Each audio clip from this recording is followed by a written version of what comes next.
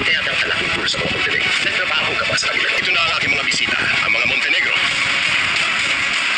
Habang tumatagal ay lalo lang nagiging komplikado ang sitwasyon ni Marites dahil siya ang magiging katulong sa kanilang bahay.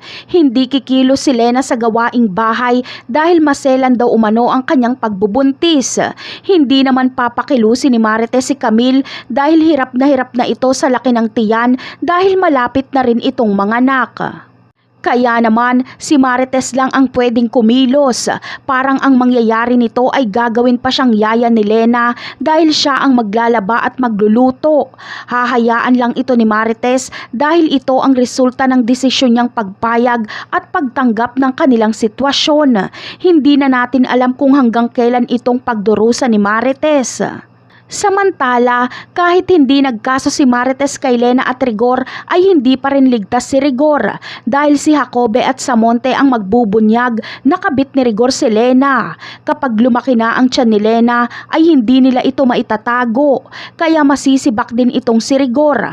Ang mahirap nito ay kung si Marites pa ang bumuhay kay Lena at Rigor dahil siya na lang ang matitirang may trabaho. Sa kabilang banda naman, Ramon versus Marcelo nga ang magaganap. Ngayong muling nagkita si Don Julio at Marcelo ay ikakagulat ni Don Julio dahil buhay pa pala si Marcelo. Kaya gusto ni Don Julio na patayin na ito. Nangako naman si Ramon na siya na ang tatapos kay Marcelo.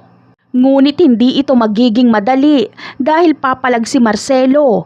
Kakala siya bilang tauhan ni Senyor Facundo at magtatayo ng sariling grupo.